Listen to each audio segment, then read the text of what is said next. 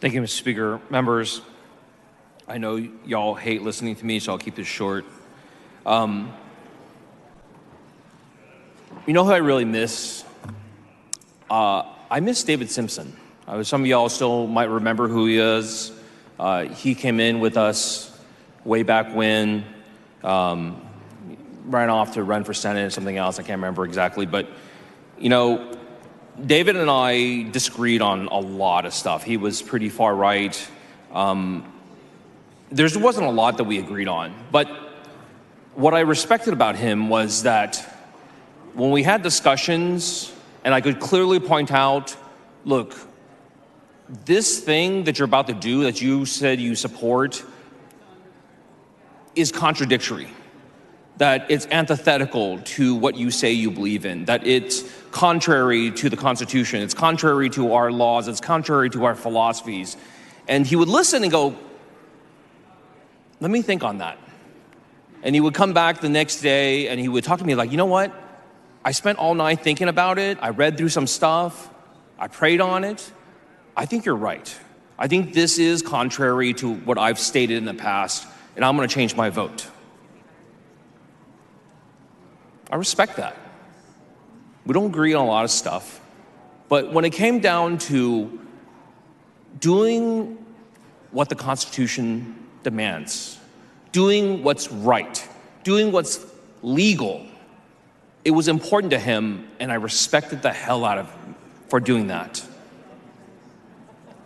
And before we even before we get to the whole, like, how does this affect immigrants? How does this affect our communities? All this stuff.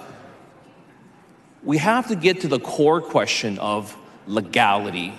And this is something that this body never really wants to go into and hates discussing, because I'm the guy who comes here time and time again and says, this thing that you're going to do is unconstitutional on its face.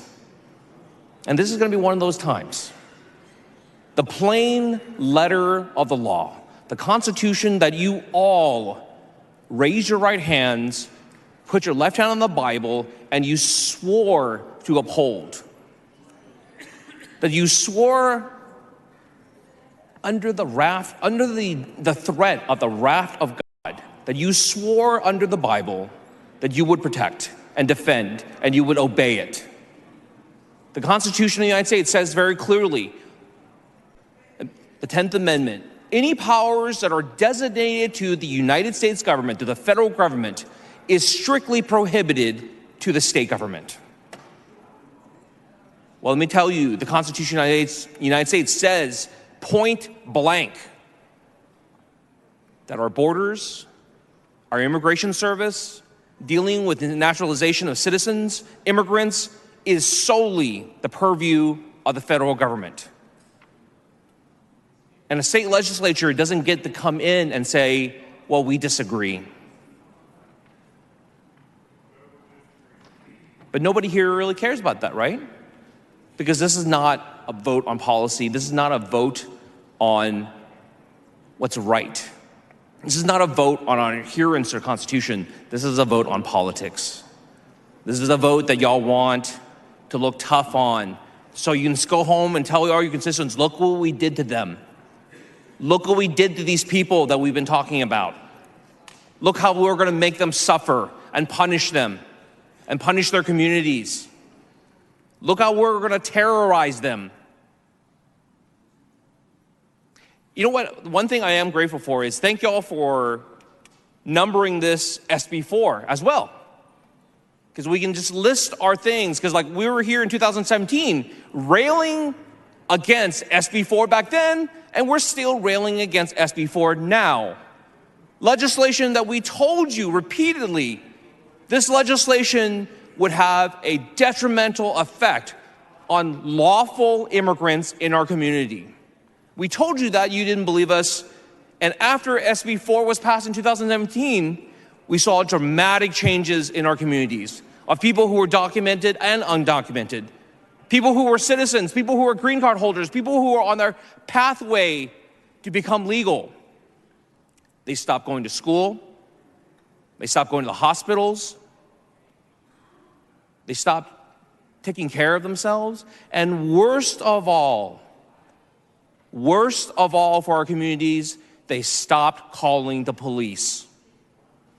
Incidents of domestic violence shot through the roof. Assaults, robberies. Because we announced publicly that it was open season on immigrants. We announced publicly that no immigrant was going to go to the police because they would be too afraid. And we saw the rise in crimes against Latinos. My own community, I saw the rise of crime against Asian Americans because we got thrown in that lump too. That it was perceived that Asian Americans wouldn't call the police. And we just dealt with a situation like that in my community. Man was followed home after midnight, after he closed up his business. He was robbed, he was shot 6 times. And we know that Asian Americans are targeted because of this perception that they won't call the police because they'll be too afraid because they're immigrants. This is going to reinforce that. And just like we told you after the passage of SB4 last time, we give you the same warning now. That this law, as we have said over and over again, will affect lawful immigrants. And that is not justice. It is not fairness. But I guess it is politics.